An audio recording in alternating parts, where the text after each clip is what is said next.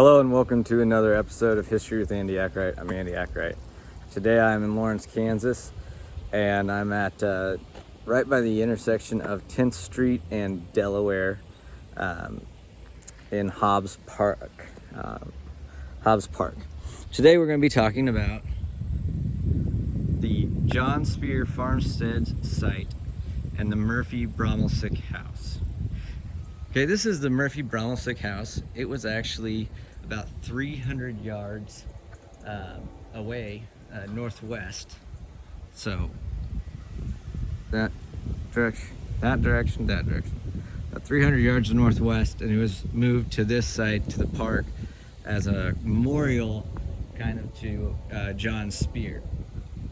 So this house was built by Irish and German immigrants. There's a large German population, especially in Eudora, Kansas, which is very close, between 1866 and 1869.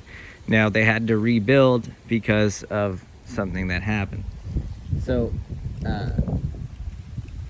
it was built in stages, and it was actually occupied till 1941. So you can see, obviously, these stages here. Okay, now who was John Speer? John Speer was a man that came from Pennsylvania. He was a newspaper publisher, and he was involved in politics. And an abolitionist. So that's why he came to Kansas, because he wanted to help it become a free state. So he had this farm here, and when Quantrill came to raid Lawrence, okay, just 2.5 years after Kansas became a free state in 1861, this house, this area right here, had great significance. So what happened was, and there are many different reasons, or thoughts. One was the collapse of a prison, which had Bloody Bill Anderson's sister, and Cole Younger's cousin, and they were the wives of Quantrill's raiders. It collapsed. They died. Another was because of James Lane. James Lane, he was actually a U.S. senator, and he led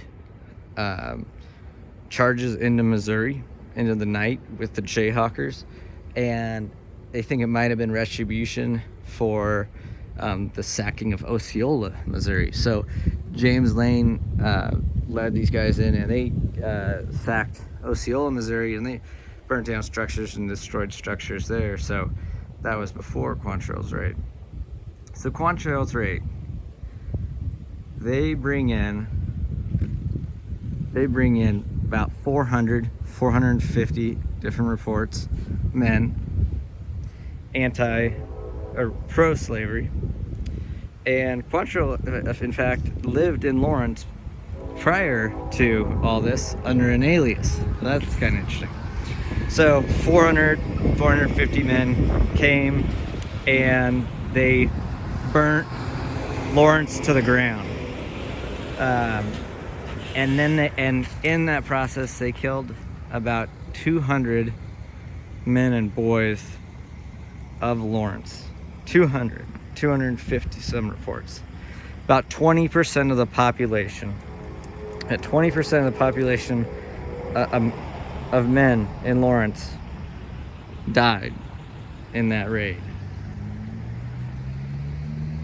So it's a big deal in Lawrence and Kansas history. Now, this hill also has some great significance. Now, there was one unit of Quantrill's raiders that came down this site coming down to the business district. And this is the site of the only Raider bushwhacker to die. Now, he was captured. I apologize, I can't remember his name right now. But he was captured, and it was actually southeast, so southeast of here, and he was brought to this hilltop, and I'll give you a little view. So terrain has obviously changed in 200 years, but there's a hill. So he was brought to this hilltop, this farm, and executed. He was shot.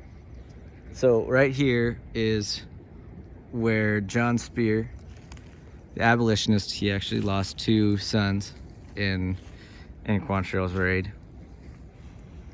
But he was influential in bleeding Kansas.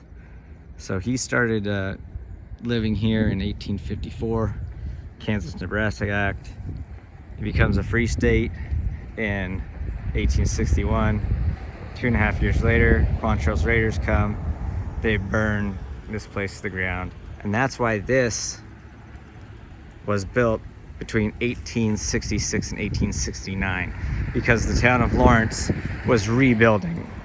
So this is a symbol of Lawrence's strength coming back. So once again, Irish German immigrants coming to this town, settling, and after Quantrill's raid, rebuilding. And obviously you can see the different stages of building. So John Speer farm site, and the historic house from the 1860s. It's been another episode of History with Andy Akright. Thanks for joining me. Hope to see you next time.